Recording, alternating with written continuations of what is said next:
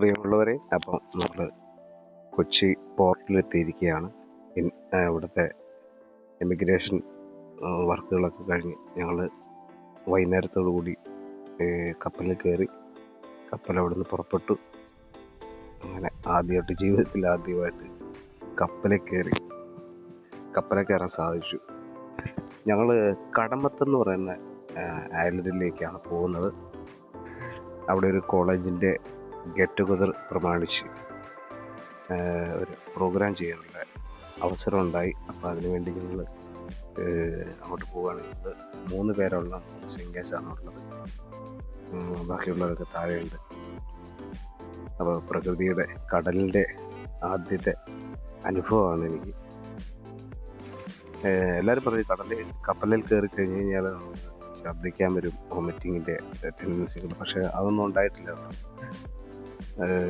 നമുക്ക് ആദ്യമാണ് കപ്പലിൽ കയറിയെങ്കിലും കടലിൻ്റെ ഒരു മോശമായിട്ടൊരു അനുഭവം ഉണ്ടായിട്ടില്ല. പിന്നെ ഇപ്പോൾ ഈ പോകുന്നത് നമ്മുടെ ഷിപ്പ് യാർഡിൽ നിന്ന് വേറെ രാജ്യക്കാരിങ്ങനെ പായ്ക്കപ്പലിൽ വരും. അവരെ നമ്മുടെ നേവിക്കാർ അതിർത്തി വരെ കൊണ്ടുവിടും.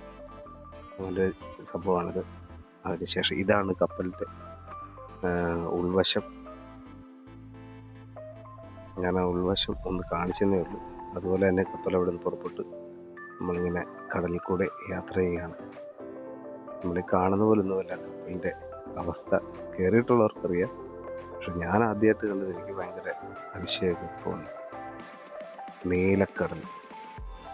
കുറേ നേരം ഇവിടെ കാറ്റൊക്കെ കൊണ്ട് നിന്ന് ഭയങ്കര ഒരു ഫീലായിരുന്നു. ഇത് ഈ കപ്പലിൻ്റെ ബാക്ക് വശമാണ്. അത് സാധനങ്ങൾ സ്റ്റോർ ചെയ്യുന്ന ഒരു ക്യാബിനാണ് ഈ ചതുരത്തി കാണുന്നത്. അതുപോലെ തന്നെ കപ്പൽ കരക്കെടുക്കാൻ വേണ്ടി നമ്മൾ കയറിട്ട് ബന്ധിപ്പിക്കുന്ന കയറാണ് കിടക്കുന്നത്, വടമാണ് കിടക്കുന്നത്. ഭയങ്കര ബാക്കിൽ നിന്ന് കഴിഞ്ഞാൽ ഭയങ്കര കാറ്റാണ്. കാറ്റ് മാത്രമല്ല, ഈ തിരമാല അടിക്കുന്ന കണ്ട് നമുക്ക് പേടി വരും. ഇതിപ്പോൾ ഞാൻ 2ാമത്തെ നിലയിൽ 3ാമത്തെ നിലയിലാണ് കയറിയത്. ഇത് ഏറ്റവും ടോപ്പിൽ തന്നെ ഭയങ്കര വിസ്താരമാണ്. അങ്ങനെ ഇതാണ് കപ്പലിൻ്റെ ഒരു ഏകദേശ രൂപം. കാണുമ്പോൾ പേടിയൊക്കെ തോന്നുന്നു അവിടെ നിൽക്കുമ്പോഴേ. കരയിൽ നിന്ന് ഒത്തിരി ദൂരേക്ക് എത്തി. അപ്പോൾ എല്ലാവരും അവിടെ ആ നാട്ടുകാരും ഉണ്ട്. പിന്നെ ഇവിടുന്ന് ഗസ്റ്റായിട്ട് പോകുന്നവർ, ടൂറിസ്റ്റുകളായിട്ട് പോകുന്നവരും ഉണ്ട്. കൊച്ചിയാണ് അവരുടെ മെയിൻ ബിസിനസ് പരമായിട്ടും അവരുടെ കാര്യങ്ങളെല്ലാത്തിനും വേണ്ടി അവർ ആശ്രയിക്കുന്നത് കൊച്ചിയാണ്. കൊച്ചി ഇല്ലെങ്കിൽ അവർ ആ നാട് പട്ടിണിയെ പോകുന്നൊരവസ്ഥയാണ്. കൊച്ചിയിൽ നിന്നാണ് നിത്യോപ സാധനങ്ങളും ഹോസ്പിറ്റൽ കേസുകെട്ടുകളെല്ലാം ഉപയോഗിക്കുന്നത് കൊച്ചിയാണ്. കേരളം തന്നെ ആണെങ്കിലും മലയാളം സംസാരിക്കുന്നവരില്ല. പിന്നെ അവരുടേതായിട്ടുള്ള തദ്ദേശ ഭാഷ വേറെയുണ്ട്. നമുക്ക് പെട്ടെന്ന് മനസ്സിലാകത്തില്ല. കൂടുതലും എല്ലാവരും മലയാളമാണ് സംസാരിക്കുന്നത്. നമ്മളവിടെ ചെന്നാലും നമ്മൾ നാട്ടിൽ നിന്ന് മാറി നിൽക്കുക എന്നൊരു ഫീൽ ഉണ്ടാകത്തില്ല. പിന്നെ താഴേക്ക് കപ്പലിൻ്റെ ഏറ്റവും മേളിൽ നിന്ന് താഴേക്ക് നോക്കുമ്പോൾ തന്നെ ഒരു പ്രത്യേക ഒരു രസമാണ്.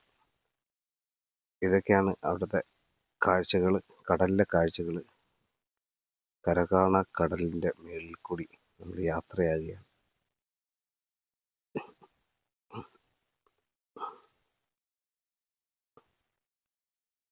യാത്ര ഭയങ്കര എക്സ്പീരിയൻസ് ആണ്. ഇതൊക്കെ മേൽഭാഗമാണ്, കപ്പലിൻ്റെ മേൽത്തട്ട് ഭാഗമാണ്. ഞാനൊക്കെ ഈ കപ്പലിൻ്റെ ഏറ്റവും അടിഭാഗത്തായിരുന്നു ഞങ്ങൾക്കുള്ള റൂം സെറ്റ് ചെയ്തിരുന്നത്. പിന്നെ ഇവിടുത്തെ ലക്ഷദ്വീപിലെ പ്രധാന വരുമാന മാർഗം എന്ന് പറയുന്നത് മത്സ്യബന്ധനമാണ്. ഇത് ഈ കാണുന്നത് ഈ കപ്പലിൻ്റെ ഫ്രണ്ട് വശമാണ്. ഫ്രണ്ട് വശമാണ്. ഫ്രണ്ടിൽ അങ്ങോട്ട് കിടത്തി വിടത്തില്ല. അതുകൊണ്ട് അവിടെ ഒരു വടം കെട്ടി തിരിച്ചേക്കുവാണ്. അവിടെ നിൽക്കാൻ പറ്റുള്ളൂ. അതുകൊണ്ട് തിരമാല കൊണ്ട് ഭയങ്കര ശക്തമായിട്ട് തിരമാല. അവിടെ എങ്ങാനും പെട്ടുപോയെങ്കിൽ, താഴോട്ടെങ്ങാനും പെട്ടുപോയാൽ പിന്നെ കയറി നടക്കത്തില്ല, ചത്തുപോകുള്ളൂ. പിന്നെ കുറേ നേരം അവിടേക്ക് ആസ്വദിച്ച് പിന്നെ താഴെ പോയി കുറേ നേരം കിടന്നുറങ്ങി. പിന്നെ എണീറ്റ് വന്ന് പിന്നെയും കുറേ നേരം ഇങ്ങനെ നിൽക്കും. അങ്ങനെ അവിടെ നിന്ന് കുറേ നേരം സമയം ചിലവഴിച്ച് ഒത്തിരി പേരെ പരിചയപ്പെടാൻ പറ്റി.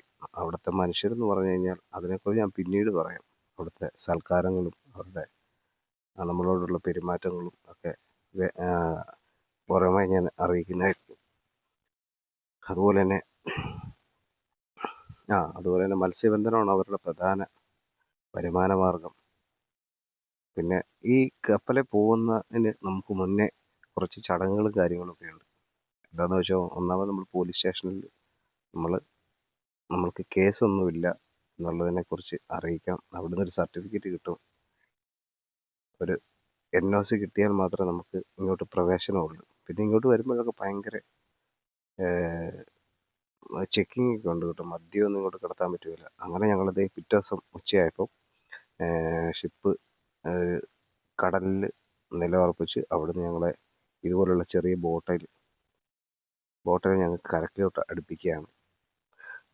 അവിടെ ചെന്ന് കഴിഞ്ഞപ്പോൾ അവിടുത്തെ വെള്ളത്തിൻ്റെ കളർ കണ്ടപ്പോഴാണ് ഭയങ്കര ക്രിസ്റ്റൽ ക്ലിയർ വെള്ളം. നമുക്ക് അടിത്തട്ടൊക്കെ കാണാം.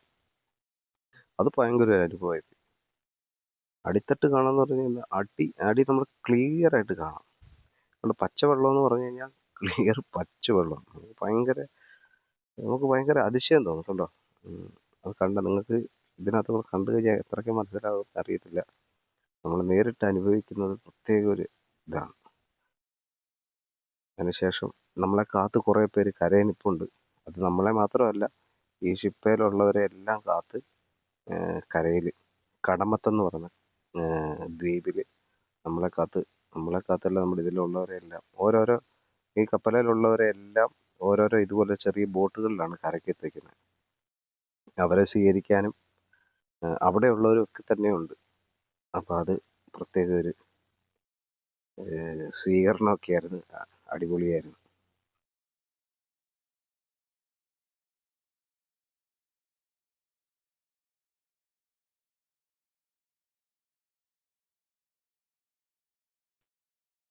അവിടെ എന്ത് വൃത്തിയാണെന്ന് നിങ്ങൾ ആ കടലിൻ്റെ ആ വെള്ളത്തിലേക്ക് നോക്കിയാൽ അറിയാം. നമുക്ക് താഴെ കൂടെ വെള്ളത്തിൻ്റെ അടിയിൽ കൂടെ മീൻ പോകുന്നതൊക്കെ നമുക്ക് കാണാൻ പറ്റും. അത്രയ്ക്ക് ക്ലിയറാണ്. ആ കാണുന്നതാണ് കടമത്തെന്ന് പറയുന്ന ദ്വീപ്. ചുറ്റും വെള്ളമാണ്. ആ ദൂരെ കാണുന്നതാണ് കടമത്ത് ഐലൻഡ്. നമ്മൾ അങ്ങോട്ട് അടുത്തുകൊണ്ടിരിക്കുകയാണ്. ഇതേ പിടിച്ചിരുന്നെങ്കിൽ അന്ന് ഞങ്ങൾ ചെല്ലുന്ന ദിവസം ഭയങ്കര ഒരു കടലൊക്കെ ഭയങ്കര ശോഭിച്ചിരിക്കുന്ന ഒരു സമയമായിരുന്നു. അപ്പോൾ എവിടെയെങ്കിലുമൊക്കെ പിടിച്ചിരുന്നില്ലെങ്കിൽ വെള്ളത്തിൽ പോകും, അത് ഉറപ്പാണ്. അതുകൊണ്ട് ഒരു അഡ്ജസ്റ്റ്മെൻറ്റിലൊക്കെ ഇരുന്ന് അങ്ങ് പോവുകയായിരുന്നു. അതിനിടയ്ക്ക് ഞാൻ എൻ്റെ വീഡിയോ കൂടി ഒന്ന് എടുത്തതാണ്. ഞാൻ പോയിട്ടുണ്ടോ എന്ന് നിങ്ങളെല്ലാം അറിയണ്ടേ, അതിനു വേണ്ടി. അങ്ങനെ അടുത്തുകൊണ്ടിരിക്കുകയാണ് കരയിലേക്ക്. ഇനി ഏതാനും നിമിഷങ്ങൾക്കുള്ളിൽ നമ്മൾ കരയിലെത്തുന്നതായിരിക്കും. ഇതിനകത്ത് ഈ ഷിപ്പിൽ തന്നെ ഒരു 10 പേരോളം അടുപ്പിച്ച് ഇതിനകത്തുണ്ട്. അല്ല, ഷിപ്പിലല്ല, ഈ ചെറിയ ബോട്ടിൽ. ദൂരെ കാണുന്നതാണ് കടമത്ത് ഐലൻഡ്. സ്നേഹത്തിൻ്റെ തീരം എന്നറിയപ്പെടും. അത്രയ്ക്ക് സ്നേഹമാണ് അവിടെ ഉള്ളവർക്ക്. നമുക്ക് പറഞ്ഞാലൊന്നും അത് അനുഭവിക്കണം. പറഞ്ഞാലൊന്നും നമുക്കത് മനസ്സിലാകത്തില്ല. അത്രയ്ക്ക് സുന്ദരമായ ദേശവും അതുപോലെ സുന്ദരമായ മനസ്സുള്ള മനുഷ്യരാണ് മുഴുവൻ. അങ്ങനെ ഞങ്ങൾ കടമത്ത് ഐലൻഡിൽ എത്തിയിരിക്കുകയാണ്. ഇതിൽ വന്ന യാത്രക്കാരെ സ്വീകരിക്കാൻ നിൽക്കുന്ന ആൾക്കാരാണത് മൊത്തം. അത് മാത്രമല്ല, ഈ ബോട്ടിനകത്തുള്ള പലചരക്ക് സാധനങ്ങളും നിത്യോപ സാധനങ്ങളും ഒക്കെ മേടിക്കാൻ വേണ്ടി വ്യാപാരികളും എല്ലാവരും അവിടെ നിൽപ്പുണ്ട്. അതുകൊണ്ട് ആദ്യം വന്ന് ഇതുപോലത്തെ ചെറിയ ബോട്ടിൽ വന്നവരാണ് കയറിപ്പോകുന്നത്, മേളിലേക്ക് പോകുന്നത്. ഞങ്ങളുണ്ട്. ഇതിൻ്റെ പുറകെ ബോട്ടുകൾ വന്നുകൊണ്ടിരിക്കുകയാണ്. ആ കപ്പലിലുള്ള ആൾക്കാർ മുഴുവൻ ഇവിടെ വന്നിറങ്ങുന്നുണ്ട്. അവരെ സ്വീകരിക്കാൻ വന്നവരതെല്ലാം.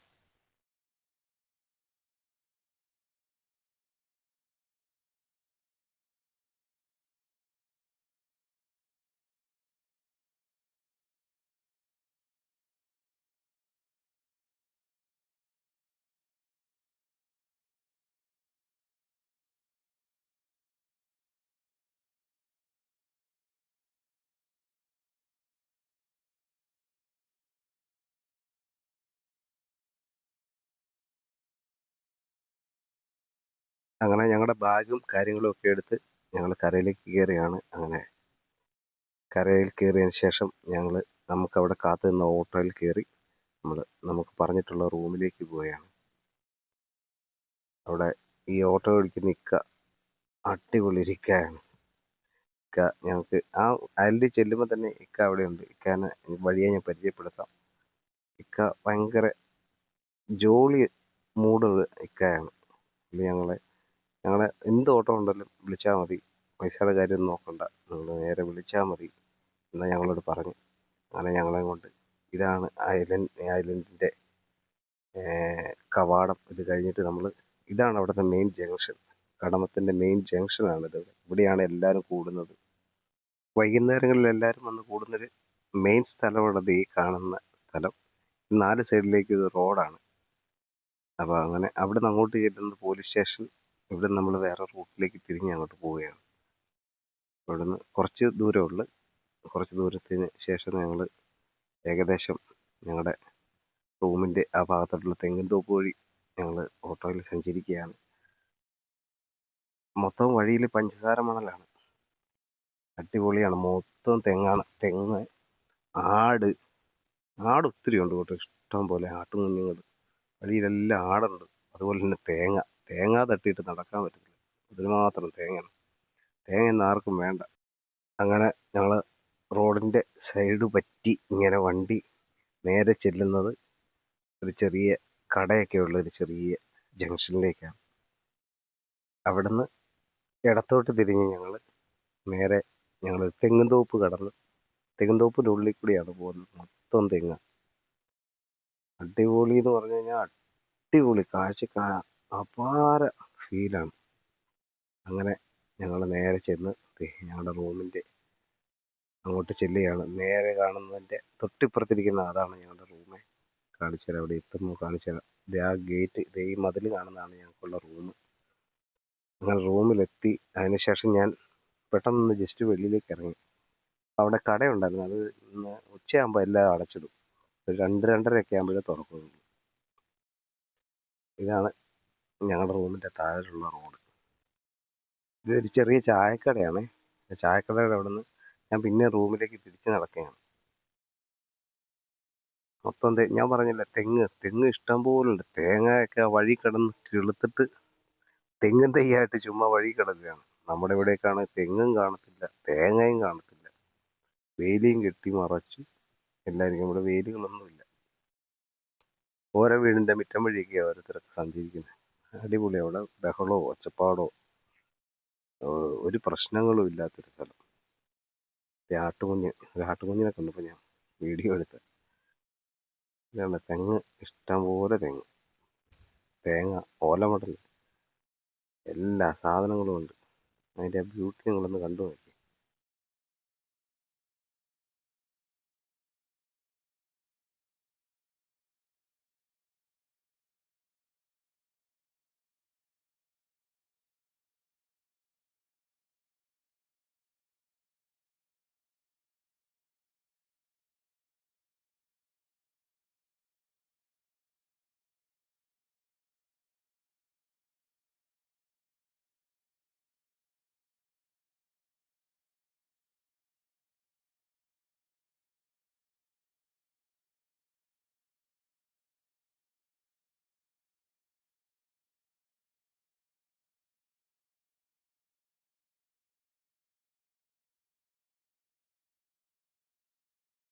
അങ്ങനെ ഞാൻ തിരിച്ച് പിന്നെ റൂമിൽ വന്നിട്ട് വൈകുന്നേരമൊക്കെ ആകുമ്പോൾ കട തുറക്കുമ്പോൾ ഒരു ചായ കുടിക്കാമെന്ന് ഓർത്ത്.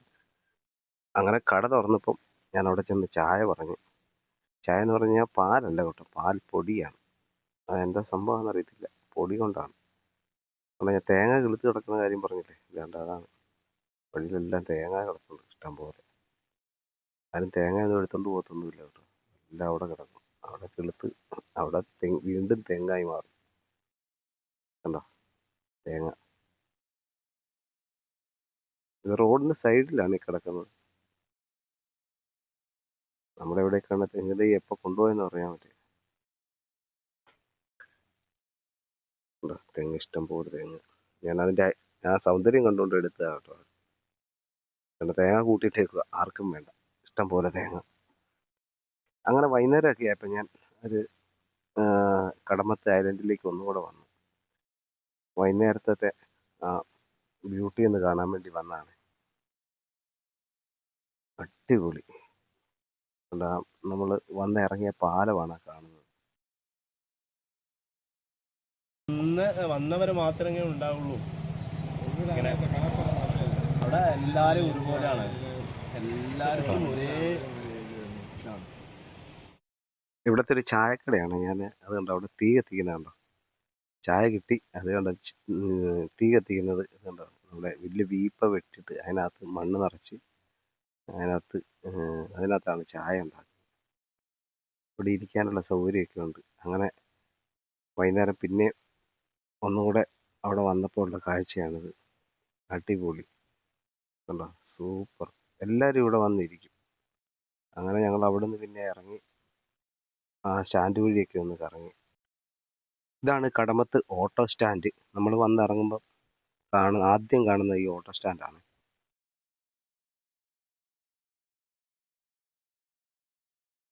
എന്തൊരു സുന്ദരമാണെന്ന് നോക്കി. അടിപൊളി അടിപൊളി എന്ന് പറഞ്ഞാൽ അതിഗംഭീരം. നമ്മൾ ഈ സീനറി ഒക്കെ കാണുന്ന ഒരു പ്രതീതിയാണ് അവിടെ.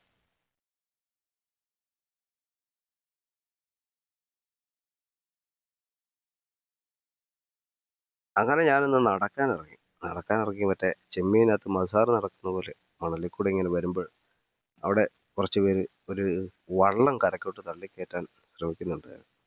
കുറേ നേരം അതൊക്കെ നോക്കി നിന്ന് അതിനുശേഷം പിന്നെ അവരെ പോയി ഒന്ന് സഹായിച്ച് കുറേ നേരം അതിലൊക്കെ നടന്നിട്ട് ആ വള്ളം തള്ളി കരക്കോട്ട് അടുപ്പിക്കാനുള്ള അവരുടെ ശ്രമത്തിൽ ഞാനും കൂടെ കൂടി.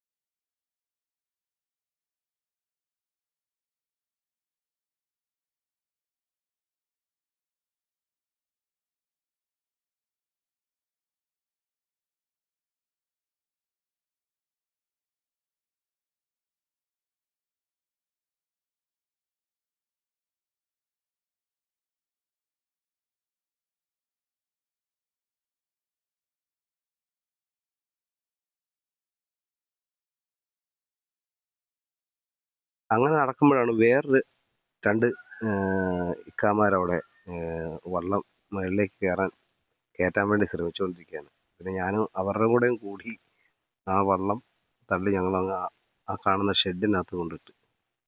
അപ്പോൾ അവരവിടുത്തെ കുറേ കഥകളും കാര്യങ്ങളുമൊക്കെ നമ്മൾ സംസാരിച്ച് നമ്മളുടെ എവിടുന്ന് വന്നതാണ്.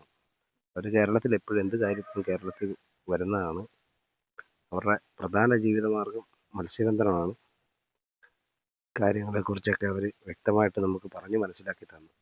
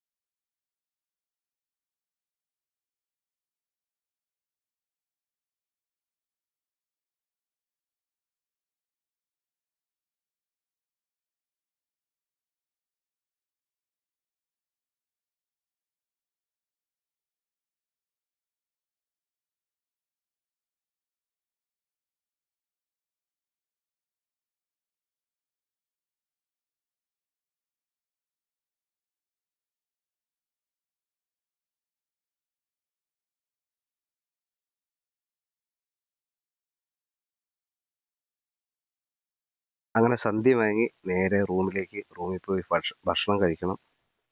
അപ്പോൾ ഇനി ബാക്കി കാര്യങ്ങൾ അടുത്ത വീഡിയോയിൽ.